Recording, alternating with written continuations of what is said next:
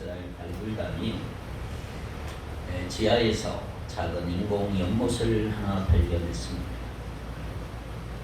5개의 기둥이 있고 길이 13.5m의 지하 연못이었는데 바로 이것이 오늘 본문에 나오는 베데스다 연못으로 밝혀졌습니다. 저도 이스라엘 성지 순례됐을 때 이 베데스다 연못을 방문을 했는데 많이 무너지고 초라했지만 그래도 2000년 된 그 모습이 어느 정도 남아 있었습니다. 오래전 예수님 당시 아주 큰 규모를 자랑하고 있었을 것이라고 하는 것을 짐작할 수가 있습니다. 여러분 이제 그림을 보면 이게 베데스다 연못입니다. 이것이 나중에 히스기야 구약에 보면 히스기야 터널로 연결이 쫙 되는 사건들을 봅니다. 그것은 지하로 내려가서 아주 큰 규모로 되어 있었습니다. 일종의 큰 목욕탕 모습을 띠고 있었는데 옛날부터 신비한 이야기가 전해져 내려오고 있었습니다. 천사가 가끔 연못에 내려와 물을 휘젓는데 그때 먼저 들어가는 사람은 어떤 병에 걸렸든지 낫게 된다, 이런 이야기가 전해 내려오고 있었습니다. 과연 그것이 그런 것인지 오늘 본문을 통해서 하나님이 우리에게 주시는 오늘 본문의 메시지가 무엇인가를 좀 찾아보려고 합니다. 요한복음 4장을 보면 사마리아 여인을 만나신 사건이 있고 또 갈릴리 가나에서 가버나움에 있는 왕의 신하의 아들을 고치신 사건이 4장에 기록이 되어 있습니다. 그런데 5장으로 넘어오면 바로 축제로 시작이 됩니다. 1절은 이렇게 시작이 됩니다. 그 후에 유대인의 명절이 되어 예수께서 예루살렘에 올라가시니라. 자, 예루살렘에서 사마리아를 통과해서 갈릴리 가나에 갔었던 예수님은 이제 명절이 됐어요. 6월절이든 어쨌든 명절이 맞아서 다시 예루살렘으로 올라가시게 됐어요. 예수님이 명절이 되어 예루살렘에 가셨고 거기서 누구를 만났느냐면 한 병자를 만나 고쳐주셨다는 사실을 볼 수가 있습니다. 2절을 봅니다. 예루살렘에 있는 양문 곁에 히브리 말로 베데스다라고 하는 못이 있는데 거기 행각 5이 있고, 자 오늘 본문에 보니까 예루살렘에 있는 양문 곁에 베데스다라고 하는 연못이 있었어요. 그 당시 예루살렘은 당연히 성벽으로 둘러싸여 있었어요. 성으로 들어가려면 여러 개의 문들을 통과해야 합니다. 예를 들어 물을 길어 나르는 샘문이 있어, 샘문. 그리고 걸음을 내다 보이는 쓰레기와 온갖 걸음을 내다 버리는 분문도 있었어요. 또 생선을 드리는 어문도 있었고 오늘 본문에 나오는 그 좀 양이 들어오는 양문도 있었습니다. 당시 예루살렘 성 북동쪽에 있었던 양문에 들어서서 조금만 가면 예루살렘 성전이 나오고 있습니다. 그러니까 제사에 사용될 양들이 양문으로 들어갑니다. 그리고 그 양문 곁에 바로 베데스다 연못이 있었어요. 베데스다라는 말은 히브리 말로 베트, 헤세드 합쳐진 말입니다. 베트란 말은 집이라는 말이고 헤세드란 말은 은혜, 자비라는 뜻입니다. 그러니까 베데스다 그러면 무슨 말이에요? 은혜의 집, 자비의 집이라는 뜻입니다. 그렇다면 성전 근처에 있는 자비의 집이라고 하는 연못 주위에는 어떤 사람들이 모여 있을까? 3절, 4절을 봅니다. 그 안에는 많은 병자, 맹인, 다리 저는 사람, 혈기 마른 사람들이 누워 물의 움직임을 기다리니 이는 천사가 가끔 못에 내려와 물을 움직이게 하는데 움직인 후에 먼저 들어가는 자는 어떤 병에 걸렸든지 낫게 되미로라. 자, 거기에는 많은 병자들이 있었어요. 그들은 모여서 연못에 물이 움직이기를 기다리고 있었어요. 그런데 잘 보세요. 3절 이하에 보니까 3절 끝부분에 물의 움직임을 기다리니 이는 천사가 가끔 못에 내려와 물을 움직이게 하는데 움직인 후에 먼저 들어가는 자는 어떤 병에 걸렸든지 낫게 되미더라. 그거는 뭐가 쳐 있어요? 과로가 쳐 있어요. 과로. 여러분 성경에 과로 돼 있어요? 안 돼 있어요? 안 돼 있는 것은 가짜예요. 과로가 쳐 있는 건 진짜 성경이에요. 4절까지 3절 물의 움직임부터 4절까지 과로가 쳐져 있어요. 자, 이건 왜 쳐져 있느냐? 이것은 어떤 사본에는 이 구절이 없다 이 말이에요. 원본은 하나인데 그 원본을 베끼는 수백 개의 사본들이 있어, 사본들이. 그런데 그 중에는 이 말이 없다, 이 말이에요. 그러니까 괄호를 쳤다, 이 말은 성경에서 인정하는 진실이 아니다, 이 말이에요. 그 당시 사람들이 이렇게 이야기하고 저렇게 이야기는 어떤 전설과 같다라는 거죠. 전해주는 말이다. 그래서 어떤 사본들은 이걸 빼버린 사본도 있고 어떤 사본들은 중요하니까 넣은 사본도 있어요. 우리 한국의 개혁성경은 집어넣은 것이에요. 자, 그 모세물이 움직일 때 먼저 들어가는 사람은 어떤 병에 걸려 있어도 다 낫는다는 전설이 사람들 사이에 쫙 퍼지기 시작을 했어요. 그래서 병자들은 연못의 물이 움직이기를 기다린 거예요. 이때 예수님이 등장을 하십니다. 분위기는 여기서 분위기를 보세요. 1절과는 상당히 다르지요. 1절에서는 예루살렘의 명절, 즉 축제가 있다고 말하는데 2절, 3절에 보면 축제의 장소인 예루살렘이 어둡고 우울한 분위기를 우리에게 보여주고 있습니다. 그리고 여기에는 그 축제에 낄 수 없는 한 무리의 사람들을 기록하고 있죠. 누굽니까? 그들은 아무리 명절이 되어 축제가 벌어져도 마음껏 즐거워할 수 없는 병자들. 그 병자들이 베데스다 연못가에 무리어 섞여 있는 것입니다. 자, 이 병자들은 세 종류죠. 맹인들, 물론 그 전에 많은 병자들이 있어요. 맹인들, 다리 저는 사람들, 혈기 마른 자라. 여기 혈기 마른 사람이 바로 중풍병자입니다. 이들은 모두 몸이 불편해서 움직이는 것조차 결코 쉽지 않아요. 혼자는 못 움직이는 사람들. 게다가 저 아래에 물이 있는데 어떻게 내려가겠습니까? 그럼에도 불구하고 물이 움직이면 연못에 먼저 들어가겠다고 자비의 집 베데스다 옆에 모여 있는 것이지요. 이들은 죄 때문에 하나님으로부터 저주를 받아 병에 걸린 사람들로 여겨져서 비참한 상태로 살아가던 사람들이었어요.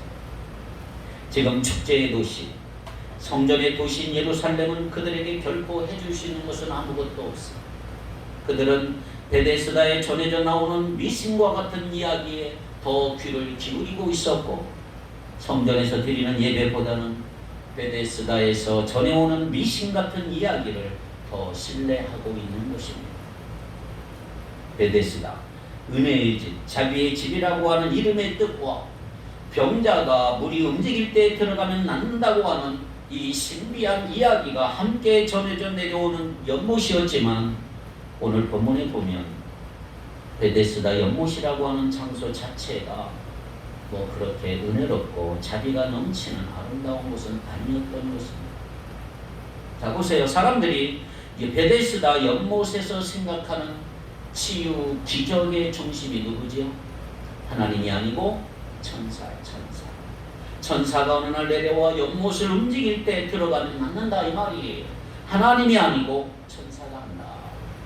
아마 지금 이것을 지금으로 말하면 온천수나 광천수가 나오는 간헐천이라고 할 수가 있는 거죠. 여러분 지금 세계 여러 곳곳에 특별히 미국의 옐로우스톤이라고 하는 국립공원에 가면 유명한 간헐천들이 있어요. 뜨거운 물이 땅에서 품어져 나옵니다. 이것이 온천수인데 나오는 시간은 몰라요. 그래서 사람들이 항상 주위에 진을 치고 있다가 물이 품어져 나오면 박수를 치고 사진을 찍어요. 언제 나올지 모르니까 계속 기다리고 있는 거예요. 그 물 나올 때를 기다려요. 오늘 여기 베데스다도 언제 나올지 모르니까 병자들이 기다리고 있는 거예요.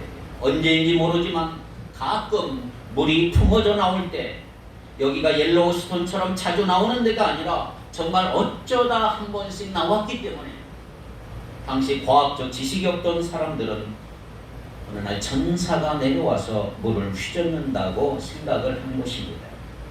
게다가 그 물이 온천수나 광천수 같이 미네랄이 풍부하게 들어가 있으니까 실제로 거기에 어쩌다 먼저 들어간 사람은 몸이 얼마나 좋겠어요.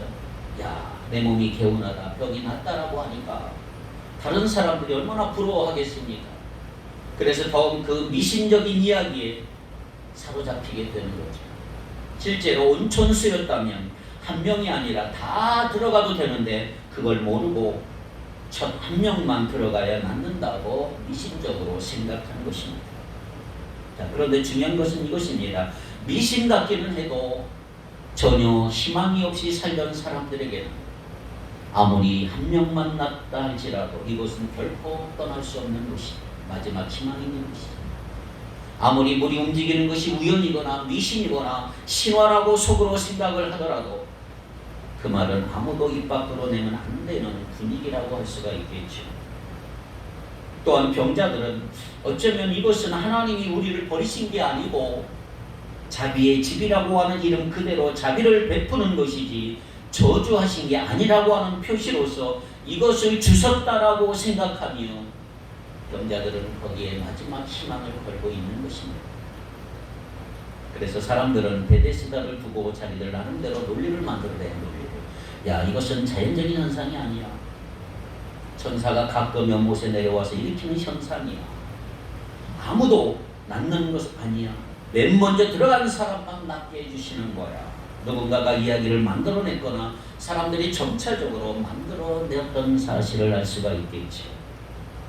그러니까 여러분, 전설 내지 신화가 만들어지니까 베데스다는 성전 옆에 성전이 되고 있습니다.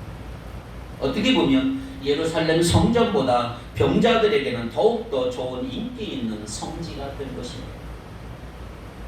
예루살렘 성전에 가서 예배하지 못하는 인생, 병 때문에 패배자의 성전이 바로 베데스다라 이 말. 비록 하나님이 예루살렘 성전에서 베푸시는 자비와 은혜보다는 물론 못하지만 그래도 이 환자들은 희망을 포기하고 떠날까 하다가도 떠나지 못하게 하는 아주 중독성 있는 장소, 그것이 바로 베데스다였던 것입니다. 자, 그 당시 이 베데스다 연못가의 상황을 여러분 머리에 한번 그려보십시오. 거기 병자들이 모여 있어요. 서로 동병상련을 느끼지 않겠습니까? 너도 아프고 나도 아프고. 서로 금방 친구가 되었을 것입니다. 아픈 사람의 마음은 아픈 사람이 가장 잘 알아주는 법이지요. 그들은 서로를 불쌍히 여기고 제법 따뜻한 정도 함께 나누는 사이로 그냥 친하게 지냈을 거예요. 어쩌다 먹을 것이 생기면 이것 좀 먹자고 같이 나누어 먹자 그러며 얼마나 훈훈한 정이 오가는 곳이었을까. 자, 그렇게 지내고 있는데 갑자기 연못이 부글부글 끓기 시작해요. 그 순간 어떤 일이 벌어질까요? 그 조용하던 베데스다 연못이 갑자기 아수라장으로 바뀌기 시작합니다. 맹인은 막대기를 휘두르며 다른 사람들이 못 들어가게 하고 다리를 못 쓰는 사람은 쩔뚝거리며 어떻게든 가려고, 중풍병자는 간신히 기어서 필사적으로 가려고, 누구든지 자기가 먼저 그 연못에 들어가려고 얼마나 애를 쓰겠습니까? 앞사람 붙들고 치고 받고 싸웁니다. 물이 움직이기 전까지는 그렇게 친하던 친구도, 그렇게 친하던 사람들이 물이 움직이는 그 순간 경쟁자가 되고 적이 되지 않겠습니까? 이놈이 들어가면 내가 못 들어간다고, 내가 먼저 들어가야 된다고 치고받고 하지 않겠습니까? 그 순간 그곳은 자비의 집이 아니라 치열한 경쟁, 잔인함으로 가득한 무자비한 집으로 바뀌어버리고 마는 거죠. 평소에는 자비의 집이었는지 몰라도 정말 일이 벌어지면 무자비한 집이 되는 것입니다. 자, 생각해 보세요. 이런 것이 과연 하나님의 역사일까요? 이게 정말 하나님이 하시는 일일까요? 과연 하나님은 베데스다 연못가에 그런 환자들 모아놓고 심심하면 한 번씩 물을 휘저으면서 불쌍한 병자들이 아기다툼하면 서로가 자기 먼저 들어가겠다고 싸우는 거 즐겨하는 분이 하나님이실까요? 천만에 결코 그렇지 않아요. 그건 사탄의 마음이지 결코 하나님의 마음이 아닌 거예요. 사탄은 그걸 좋아했을 거예요. 그렇지, 싸워라 싸워라. 그렇습니다. 베데스다 연못은 하나님의 기적이 일어나는 곳이 아니었습니다. 오히려 거기는 사탄이 인간을 유혹하고 기만하는 자리죠. 그 결과 치열한 경쟁과 다툼이 일어나는 장소가 베데스다. 아무리 물에 먼저 들어간 사람이 낫는다는 소문이 있었다 할지라도 베데스다는 아름다운 은혜의 집, 자비의 집이 아니라 악한 분위기가 흐르는 무자비의 집이었던 것입니다. 사탄이 기뻐하는 분열과 다툼과 경쟁이 늘 지속적으로 일어나는 것. 사실 오늘 우리가 이런 사는 세상도 베데스다와 비슷한 점이 얼마나 많습니까? 우리가 사는 세상이 베데스다 연못처럼, 오늘 이 세상에도 베데스다와 같은 환상이 있어. 환상. 내가 이것만 되면, 이 한 방만 터뜨리면 엄청난 행복을 얻을 수 있다라고 생각합니다. 그래서 사람들은 그 부글거리는 물거품의 소문을 듣고 정신없이 서로를 견제하며 다투지 않습니까? 저걸 내가 차지하면 될 거다. 요즘 그런 게 얼마나 많습니까? 어디에 투자하면 될 거라고 얼마나 유혹합니까? 몇 개월 전만 해도 무슨 코인에 투자하고 가상화폐에 투자하고 서로 먼저 하려고 얼마나 치열했나요? 사탄이 행복에 대해서 잘못된 시각을 갖도록 우리 뒤에서 살살살 조장하고 부추기는 세상의 모습이 바로 베데스다 연못가의 모습이라는 거지. 야, 내가 돈을 벌기만 하면 돼, 권력 갖기만 하면 돼, 좋은 학교 나오기만 하면 돼, 좋은 직장 찾기만 하면 돼, 그럼 행복해질 거야. 요즘 그런 광고 많이 하잖아요. 이 물건을 가지면 행복, 이 음료수만 마시면, 이 침대에서만 자면, 이 옷만 입으면, 이 구두만 신으면, 이 핸드백만 가지면, 이 명품만 가지면, 이 집을 사면, 이 자동차를 타면 행복할 거다. 끊임없이 탐욕을 부채질합니다. 사람들은 그 물거품 같은 쾌락을 얻어보려고 끝없이 경쟁을 하는 것입니다. 그래서 이 시대를 무한 경쟁의 시대라고 그러죠. 무한 경쟁, 얼마나 무서운 말인지 몰라요. 무한 경쟁이야. 모든 사람이 다 실력자가 될 수는 없어요. 그런데 경쟁 사회에서는 실력자만 인정받잖아요. 업계 최고라는 말을 하듯 실력이 없으면 인간은 소모품처럼 쓰이다가 버려질 거예요. 아니, 실력이 있어서 조직을 위해 일하다가 더 좋은 실력 있는 사람이 나오면 더 이상 필요가 없어지는, 즉시 제거되는 세상. 인간의 존엄성이나 인격은 전혀 고려되지 않는 세상. 하지만 이 세상이 그런 곳일까요? 정말 실력자만 남아있는 강식의 아프리카 초원 같은 곳일까? 만약 인간 세계가 그렇게만 계속 간다면 그건 동물의 세계이지 인간 세계라고 할 수가 없는 거예요. 오히려 약자를 우선하고 돌보는 것이 짐승과 다른 인간의 특징이라는 말이죠. 그렇습니다. 하나님의 형상으로 만들어진 인간은 강자가 약자를 돌보는 것이 하나님이 원하시는 뜻인 줄 믿습니다. 높은 사람이 낮은 사람을 섬기는 거죠.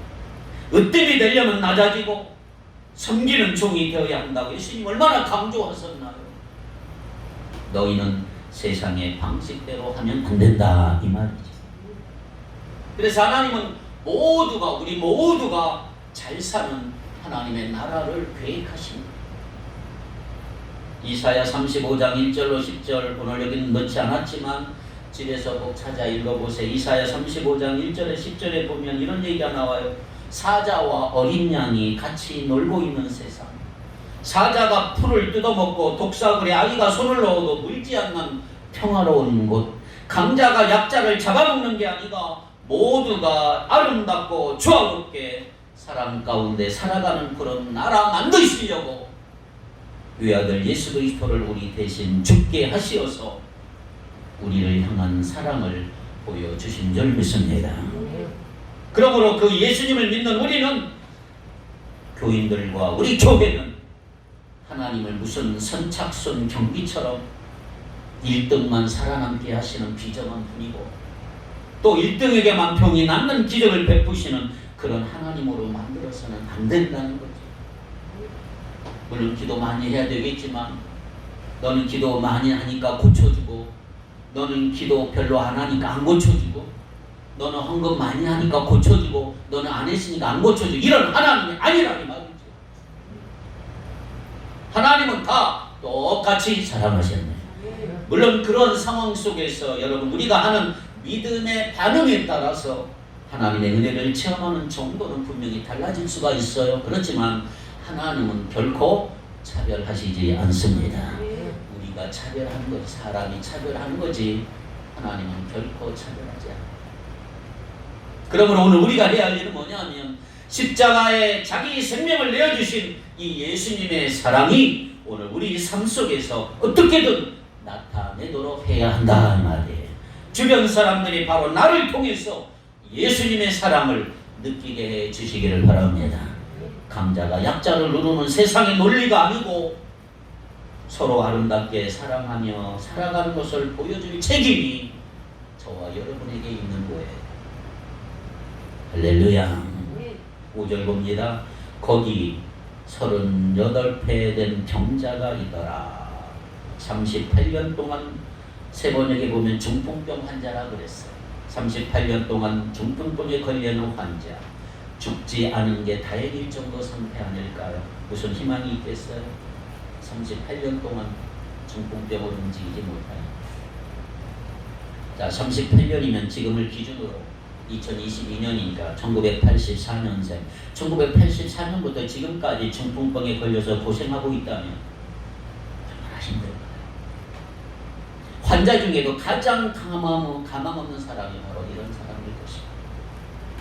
3절에 나오는 세 종류의 병자 중에 물이 움직일 때 자기 힘으로 못에 들어갈 수 있는 사람은 아무도 없어요. 그런데도 그들은 이 못이 움직이기만 해봐라, 그러면 내가 들어가겠다고 벼르고 있는 거죠. 불쌍하고 안타까운 모습이죠. 자, 이 38년 된 병자도 마찬가지예요. 38년 동안 병에 걸렸던 중 몇 년이나 여기 베데스다 곁에 있었는지 모르지만 어쨌든 자기가 할 수 없는 일임에도 불구하고 들어가 보겠다고 애를 쓰고 있는 것입니다. 그런데 왜 38년 동안 알았을까? 여러분, 38이라고 하는 숫자가 그냥 괜히 나온 게 아니에요. 놀랍게도 구약 성경에 출애굽기 보면 이스라엘이 모세가 이스라엘을 이끌고 이집트에서 탈출했죠. 엑스도스 출애굽을 했죠. 그들이 이집트를 나와서 홍해를 건너가요 시나이 반도와 시내산까지 갔다가 떠날 때쯤까지가 2년 정도 지난답니다. 자, 모세가 과거를 돌아보면서 1.5세대와 2세대에게 했던 고별 설교가 신명기에 기록이 돼. 신명기 2장 14절을 한번 같이 읽겠습니다. 시작. 가데스 바네아에서 떠나 세례 시내를 건너기까지 38년 동안이라. 이때에는 그 시대의 모든 군인들이 여호와께서 그들에게 맹세하신 대로 진영 쪽에서 다 멸망하였나니. 시내산을 떠나서 가데스 바네아까지 왔는데, 가데스 바네아는 가나안에 들어가기 직전 입구. 거기만 들어가면 가나안 땅이에요. 그곳으로부터 가나안에 들어갈 때까지가 몇 년이나? 38년이라고 되어 있어요. 자, 나머지 사람들은 다 광야에서 죽었어요. 그러니까 모세가 이끈 이스라엘 백성이 출애굽해서 시내산에서 머문 기간과 가데스 바네아로 이동하여 정탐꾼을 보내고 기다린 기간을 제하면 실제적으로 이집트를 떠난 후 40년 중에 38년이다 이 말이에요. 자, 가데스 바네아는 가나안에 들어가는 입구라 그랬어요. 거기서 모세는 12명의 정탐꾼을 보내죠. 12명의 정탐꾼이 돌아와 12명 중에 10명이 뭐라 그래요? 우리는 거기 못 들어갑니다. 거기 사는 백성은 우리가 훨씬 강하고 거인들이다. 우리는 싸워도 이길 수 없습니다. 틀림없이 우리 전멸할 것입니다. 그들이 보기에 우리는 메뚜기와 같이 약한. 그러자 12명 중에서 여호수아와 갈렙 2명만 괜찮다, 들어가자, 하나님이 약속해 주셨지 않느냐, 들어가면 이길 수 있다. 그런데 이스라엘 백성은 누구 말을 들어요? 10명의 정탐꾼들의 말만 듣는 거예요. 부정적인 이야기. 이스라엘 이집트로 다시 들어가자, 우리 영 다 죽을 거라. 얼마나 불평을 하는지 몰라요. 도로 가자. 그때 하나님이 나타나서 이렇게 말씀하셨어요. 너희는 내 약속도 못 믿고 나도 믿지 않는구나. 그곳에 들어가지 않겠다는 너희 소원대로 너희는 그 땅을 받지 못하고 다 죽을 것이다. 그래서 출애굽 나온 1세대는 여호수아와 칼렙 두 사람 외에는 38년 동안 다 죽었어. 다 죽었어. 가나안은 이스라엘 백성이 자기들의 힘으로 쟁취하는 땅이 아니라 하나님이 주겠다고 약속하셔서 앞으로 은혜로 얻게 될 땅이라 이 말이에요. 그런데 이스라엘 사람들은 우리가 싸우려고 가보았더니 그들은 거인이다. 그들 앞에 우리는 다 메뚜기같이 보인다. 싸우나마나 질 것이다. 뻔하다. 우리는 못 들어간다. 부정적으로 말하고 있었던 거죠. 하나님이 은혜로 주셔서 되는 일을 마치 자기들이 싸워서 되는 것처럼 말하고 있는 거예요. 그런데 자기들은 힘이 약해서 안 된다는 거예요. 그들에게는 하나님의 은혜와 자비가 이미 주어졌지만, 오래전인 아브라함 때부터 약속이 주어졌지만 그들은 여전히 자기 힘을 의지하고 있었던 거예요. 바로 이런 생각. 은혜가 주어졌고 하나님이 계심에도 불구하고 내가 해야지라고 하는 생각을 성경은 율법 또는 행위라고 말해요. 내가 해야지. 신약 성경에서 이렇게 표현합니다. 율법이란 뭐냐? 무슨 법을 지키는 게 아니고 내 힘과 내 능력으로 하겠다라고 하는 표현이 율법입니다. 그렇다면 오늘 이 베데스다에서도 지금 어떻습니까? 사람들은 하나님의 은혜와 자비가 아니라 행위의 결과, 즉 자기 힘으로 한번 해보겠다는 거예요. 내 힘으로 한번 들어가 보겠다는 거예요. 할 수도 없는데 천사가 와서 물을 움직일 때 연못에 자기 힘으로 먼저 들어가면 병이 낫는다고 생각을 해. 그런데 이 병자 환자들은 자기 힘이 없는 사람들이 혼자 결코 갈 수도 없어. 자기 힘으로 갈 수 없는 병자들, 그런데 그렇게 생각하고 있는 거예요. 이것은 마치 인간의 근본적인 문제를 지적하는 것과 같은 것입니다. 그래서 38년 된 병자라고 하는 표현을 기록자 요한이 의도적으로 여기에 기록을 하고 있습니다. 38이라고 합니다. 여러분, 인간은 어떻게 구원받는지도 모르고 그저 자기가 열심히 노력하면 된다고 생각하는 사람들이 너무 많지 않아요? 보통 사람들에게 물어보세요. 어떻게 하면 천국에 갑니까? 그러면 글쎄 내가 착하게 살면 되지 않겠나요? 내가 노력하면 되지 않겠나요? 라고 얘기해요. 천만에 그런 게 아니라 이 말이에요. 오늘 본문은 이런 사실을 강조하고자 세 종류 병자들을 등장을 시켰어. 오늘 우리는 우선 영적으로 다 맹인이고 다 다리 저는 사람이고 다 혈기 마른 중풍병자들이라 이 말이에요. 우리 힘으로 할 수 있는 게 아무것도 없다 이 말이에요. 그럼에도 불구하고 끊임없이 내가 저물이 움직일 때 연못에 먼저 들어가기만 하면 되는데 라고 자기가 자기 공로에 자기 힘을 의지하는 거예요. 내가 어떻게든 해야지. 내 힘으로, 내 노력으로, 내 힘으로 할 수 있다라고 생각을 하고 있는 것입니다. 6절 볼까요? 예수께서 그 누운 것을 보시고 병이 벌써 오래된 줄 아시고 이르시되 내가 낫고자 하느냐. 자, 38년 동안 중풍병을 앓는 환자에게 야, 너 낫고자 하느냐 그러면 뭐 당연한 얘기 아닙니까? 그런데 사실 이 사람도 자기가 나을 수 없다는 거 알고 있는 거예요. 자기가 어떻게 물이 움직일 때 나보다 먼저 들어갈 수 있을까요? 그러니까 네가 낫고자 하느냐라고 하는 질문은 뭐냐 하면 네가 정말 내 힘 의지하지 아니하고 내 힘 하나님 주님 의지해서 치유받고 싶으냐? 진정 안식을 누리고 싶으냐? 이걸 주님은 물어보시는 거예요. 그런데 엉뚱하게 어떤 대답을 합니까? 7절 병자가 대답하되 주여 물이 움직일 때 나를 못에 넣어주는 사람이 없어 내가 가는 동안에 다른 사람이 먼저 내려가나이다.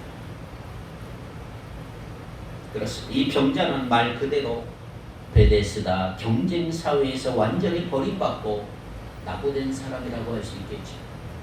경쟁사회에서는 평소에는 괜찮아요. 경쟁이 시작하면 남을 배려할 수가 없어요. 자기가 살아야 하기 때문이죠. 자기가 나음을 받아야 하기 때문에 아무도 서로를 돌봐줄 수가 없어요.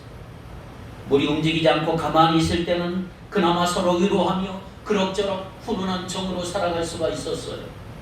그러나 물이 움직이기 시작하면 상황은 완전히 바뀌지 않습니까? 서로 들어가려고 엄청난 경적이 펼쳐지고 싸우고 소리 지르고 난리법석이 납니다. 누가 들어가려고 하면 다리 붙잡고 못 들어가게 하고, 저쪽에서 재빨리 다른 사람이 들어가. 그러면 다리를 잡힌 사람은 뭐라 그래? 너 때문에 못 들어갔다고 치고받고 싸우고, 너 죽고 나 죽자는 것이 바로 베데스다라. 지독하게 병든 몸으로는 도저히 경쟁자들을 제치고 물에 먼저 들어갈 길이 이 사람에게는 없는 거예요. 예수님 고백한 대로 그는 베데스다에 와 있기는 하지만 치료는 포기한 상태이죠. 그러면서도 떠나지 못하는, 못 들어갈 것을 알면서도 떠나지 못하는 그 안타까운 상황이라고 할 수가 있겠죠. 여러분, 이게 오늘 요즘에 우리의 모습이 아닐까 생각해 봤어요. 베데스다만이 우리에게 유일한 희망이라고 생각하진 않습니까? 여기를 떠나면 희망이 더 없어요. 여기도 희망이 없지만 그래도 물이 움직이는 거라도 있는데 여기를 떠나면 희망이 아예 없어. 그러니까 계속 붙잡고 있는, 이 사람은 자기가 낳지 못하는 것에 대해서, 자기를 물에 넣어주는 사람이 없어서 그렇다고 남 탓하고 핑계를 대고 있어요. 자신을 돌아보지 못하고 자꾸 외부만 보고 있는 거죠. 그런데 이런 점에 있어서는 안 믿는 사람들도 그렇지만 우리 믿는 사람들도 크게 다른 것 같지가 않아. 우리는 믿는다고 하면서 끊임없이 예수님께 무엇을 요구하며 기도합니까? 기도 내용을 보세요. 우리의 기도의 내용들. 주여, 제가 저 물에 제일 먼저 들어가게 해주세요. 다른 사람을 못 들어가고 내가 먼저 들어가게 해주세요. 우리 자식이 먼저 들어가게 해주세요. 여러분, 오늘 본문을 잘 아셔야 합니다. 우리 예수님은 병자에게 힘을 주어 못에 내려갈 수 있게 하는 방식으로 문제를 해결하지 않아요. 치유의 근원이 바로 여기 계십니다. 예수님이 그냥 치유하시면 되는데 뭐하러 저 물에 가느냐. 그러니까 주님이 지금 원하시는 건 뭐지요? 은혜와 자비를 그가 진짜로 경험하는 것이다. 은혜와 자비를 경험하면 되는 거예요. 주님을 진짜로 알고 주님과의 관계가 세워집니다. 주님을 만나야 한다 이 말이에요. 요한복음은 특히 그걸 계속 강조해요. 주님과의 관계가 세워져야 한다. 그래서 우리 자신이 누구인지를 알고 주님의 은혜를 체험하는 것이 진짜 핵심이다. 자, 그렇다면 우리가 행위와 은혜를 구별해야 돼요. 행위와 은혜. 자, 행위는 뭐예요? 조건을 성취하는 사람에게 상이 주어지죠. 그렇지 못하는 사람에게 벌이 주어지죠. 이게 행위죠. 근데 은혜는 뭐예요? 은혜는 선한 결과가 대가 없이 선물로 베풀어지는 거예요. 그런데 인간은 은혜를 앞에 두고도 자꾸 행위의 법칙으로 해보려고 그래. 내가 해보려고 그래. 내가 해보려고 그래. 예수님이 베데스다 못에 오셨어요. 그곳에는 수많은 병자가 모여 물이 움직이기만을 기다리고 있어요. 은혜의 집, 자비의 집에 모여서 무엇하고 있습니까? 어떻게 하면 내가 먼저 다른 사람을 제치고 저 못에 들어갈까? 이것만 궁리하고 있는 거예요. 은혜가 선물로 베풀어지고 있는데, 예수님이 앞에 와 있는데 그것은 내 힘으로 차지하겠다, 내 힘으로 들어가야 되겠다는 거예요. 이런 사람들이 얼마나 많습니까? 처음에는 열심히 해보다가 잘 안 되는 걸 느껴요. 그런 현실의 고통도 알고 되지 않는 것도 알지만 그 자리를 박차고 나올 용기가 없어서 그냥 버티다 보면 나한테도 대박이 터지지 않을까, 뭔가 어떻게 되겠지라고 하는 막연한 기대감 속에서 오늘도 가망 없는 베데스다 연못주의를 서성이는 그런 인생들이 얼마나 있는지 모릅니다. 그러나 베데스다에 예수님이 오신 거예요. 일부러 연못을 찾아오신 예수님. 왜? 수많은 병자들 사이를 지나가셨는데 사실은 다 고쳐주기를 원했단 말이에요. 그들을 불쌍히 여겼기 때문이죠. 그런데 거기 있는 병자들의 관심은 오직 언제 움직일지 모르는 이 베데스다 연못 물에만 관심이 있었어요. 혹시나 요행을 기대하며 어쩌면 내가 다른 사람을 제치고 그 행운의 주인공이 될 수도 있다라고 하는 그 유혹에 솔깃해서 그 순간이 오면 그동안의 우정이나 훈훈한 정도 다 필요 없고 내가 나가야 한다고 하는 간절한 소원을 가지고 그들은 치유와 능력의 근원 되신 예수님이 거기 계심에도 불구하고 예수님은 보지 않고 물만 보고 있다. 예수님이야말로 자기 자신들을 다 치유하시고 복을 줄 수 있는 분임에도 불구하고 그것을 몰라요. 헛된 기대감으로 다른 데만 관심이 있어요. 우리와 얼마나 비슷합니까? 예수님만이 모든 문제 해결의 근원이시고 예수님만이 정말 우리의 인생을 책임져 주시고 인도하시는 분인데 여러분 우리는 지금 뭘 보고 있나요? 어디를 보고 있나요? 베데스다 연못이 언제 움직이는지 그것만 보고 있지는 않은지. 자, 그런데 다행스러운 것은 38년 된 병자만이 예수님의 낫고자 하느냐 이 말씀에 그래도 반응을 했었다는 거예요. 사실은 치유가 불가능하다는 것을 고백한 거잖아요. 그런데 놀랍게도 치유를 베풀어 주셨다 이 말이에요. 8절 9절을 같이 읽겠습니다. 시작. 예수께서 이르시되 일어나 내 자리를 들고 걸어가라 하시니 그 사람이 곧 나서 자리를 들고 걸어가니라. 할렐루야. 사탄은요 거짓 행복의 소문을 세상에 뿌리면서 서로 돕고 돌보아주며 살아갈 우리 인간들끼리 오히려 서로 경쟁하고 다투며 살도록 얼마나 조장하는 줄.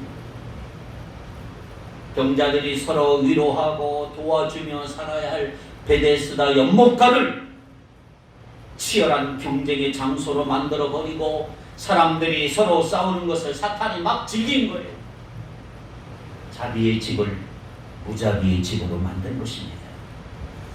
하지만 그런 삭막하고 살벌한 장소에 예수님이 오셨어요. 예수님이 이 세상이 주지 못할 진정한 치유와 평안함과 기쁨을 주시려고 이 땅에 오셔서 연못의 물거품에 모든 관심이 집중되어 있는 모든 환자들에게 물으신 거나 마찬가지예요. 내가 낫고자 하느냐? 그러면 저 물을 볼 게 아니고 나를 보아라. 초청하고 있는 거지. 환자들에게, 병자들에게, 우리 모두에게. 오늘 우리의 관심은 어디에 있나요? 주님께 있는지 아니면 다른 데 있는지 잘 점검해 보셔야 합니다. 혹시 오늘 나의 베데스다 연못물은 무엇인가? 그것만 내가 기다리고 있는 것은 아닌가? 이것만 되면 내 삶이 나아질 텐데 혹시 그런 게 있는가? 주님은 이렇게 말씀하십니다. 물을 보지 말고 나를 보아라. 내가 낫고자 하느냐? 예수님의 질문에 예스라고 대답하며 나갈 때 거기에 진정한 치유와 행복과 평안함을 누리며 그것이 진정한 자비의 집이 되는 줄 믿습니다. 바로 이런 놀라운 축복을 누리는 우리 모두가 되기를 주의 이름으로 축복합니다. 기도합니다. 거룩하신 하나님,